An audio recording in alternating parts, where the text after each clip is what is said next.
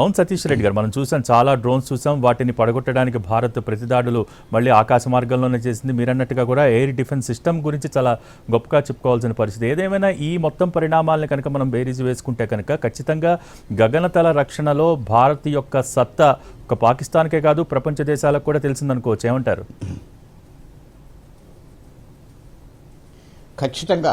ఎందుకంటే మనం air defence సిస్టంలో భారతదేశం చాలా పటిష్టమైనటువంటి స్థితిలో ఉంది. మీరు మొట్టమొదటిగా చెప్పుకోవాల్సింది దీంట్లో ఆకాశ్ క్షిపణి. ఓకే, ఈ ఆకాశ్ క్షిపణి అనేటువంటిది అబ్దుల్ కలాం గారు స్టార్ట్ చేసినటువంటి ఇంటిగ్రేటెడ్ గైడెడ్ మిసైల్స్ డెవలప్మెంట్ ప్రోగ్రాంలో 5 క్షిపణుల్లో ఒక భాగమైనటువంటిది. ఇది మనం పూర్తిగా స్వదేశీ పరిజ్ఞానంతో, స్వదేశీ సాంకేతిక పరిజ్ఞానంతో మనం దేశంలో తయారు చేసుకుంది. ఇది ఎన్నో సంవత్సరాలుగా మనం చూస్తూ ఉన్నాం. దీన్ని మనం ఇక్కడ డిఆర్డిఎల్ అనేటువంటి ల్యాబొరేటరీ తయారు చేయటం, హైదరాబాద్లో ఉన్నటువంటి ల్యాబొరేటరీ తయారు చేయటం, Bharat dynamics limited, BDL, Bharat electronics limited వాళ్ళు దీన్ని ప్రొడ్యూస్ చేయడం జరిగింది. దీంట్లో ఒక ముఖ్యమైనటువంటి విషయం ఏంటంటే మనం పూర్తి స్వదేశీ పరిజ్ఞానంతో చేశాం కాబట్టి మన ఎవరైతే ఆర్మ్డ్ ఫోర్సెస్ వాళ్ళు ఉన్నారో వాళ్ళు మనం డెవలప్ చేసేటువంటి స్టేజ్ నుంచి కూడా దీంతో పాటు ప్రయాణం సాగించారు. ఈ క్షిపణి గురించి పూర్తిగా తెలుసు, ట్రయల్స్లో పాల్గొన్నారు. గత కొన్ని సంవత్సరాలుగా వారి దగ్గర ఉంది కాబట్టి దీన్ని ఎలా వాడాలి అనేది వాళ్ళకి పూర్తిగా పరిజ్ఞానం ఉంది. కాబట్టి ఈజీగా వాడటం కూడా జరిగింది. ఇప్పుడు వచ్చినటువంటి రిపోర్ట్స్ ప్రకారం ఆకాశ్ క్షిపణి పాకిస్తాన్ యొక్క వైమానిక దళాన్ని చాలా ఇబ్బంది పెట్టింది, కొన్ని విమానాలను కూల్చేసింది అని చెప్పి విన్నాం. ఇది ఒకటి. రెండోది ఎయిర్ డిఫెన్స్లోనే ఇంకొకటి ఎంఆర్ శామ్ అంటే మీడియం రేంజ్ శామ్ అనేటువంటి ఇంకో క్షిపణిని కూడా తయారు చేశాం. ఆ క్షిపణి యుద్ధ విమానాలని, క్షిపణులను కూడా కూల్చేయగలిగేటువంటి సత్తా కలిగినటువంటిది. అది కూడా వాడినట్టుగా వింటూ ఉన్నాం. ఇది కాక మనం డ్రోన్ బేస్డ్ సర్వేలెన్స్, డ్రోన్స్ను ఉపయోగితంగా వాడాం.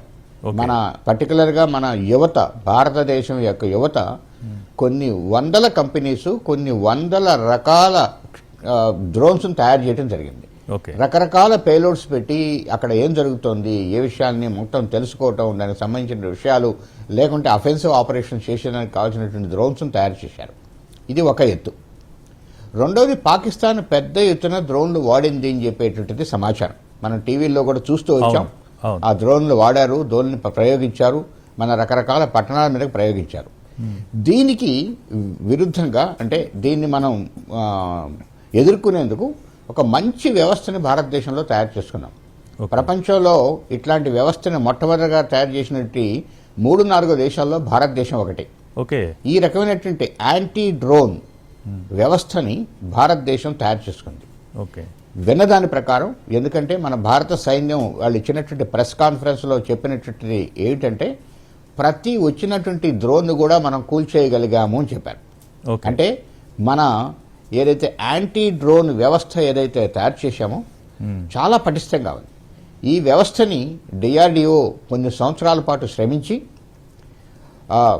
ప్రపంచంలో నేను చెప్పినట్టుగా మొట్టమొదటి దేశాల్లో భారతదేశం కూడా ఒకటి ఈ వ్యవస్థను తయారు చేసుకున్నటువంటి దేశంగా తయారై ఇండస్ట్రీకి ఇచ్చి ఇండస్ట్రీ దాన్ని నెంబర్స్లో ప్రొడ్యూస్ చేయడం జరిగింది. ఇలాంటి వ్యవస్థల్ని మరికొన్ని ఇండస్ట్రీస్ కూడా భారతదేశంలో తయారు చేశాయి, అవి కూడా వాళ్ళు వాడటం జరిగింది. సో ఇవన్నిటి చూస్తే భారతదేశం మనము ఎయిర్ డిఫెన్స్ అనే దాంట్లో చాలా పటిష్టమైన స్థితిలో ఉన్నామని చెప్పి మనం చెప్పేవాళ్ళం. ఎవరో మీరు ఇందరికీ చెప్పినట్టుగా భారత ప్రజలు కొంతమంది మాట్లాడుతూ ఇట్లాంటి వ్యవస్థలు ఇజ్రాయెల్ లేకపోతే ఇంకో దేశాల్లోనే ఉన్నాయని వినేవాళ్ళం, భారతదేశం దగ్గర కూడా ఇంత పటిష్టంగా ఉన్నాయని చెప్పి విని మేము గర్వపడుతున్నామని చెప్పారు. సో ఇన్ని రకాల వ్యవస్థలు మన దగ్గర పెట్టుకొని మనం చాలా పటిష్టంగా ఎయిర్ డిఫెన్స్లో ఉన్నాము. అది ఇక్కడ ప్రయోగించి విజయం సాధించారని చెప్పి నేను అనుకుంటూ ఉన్నాను.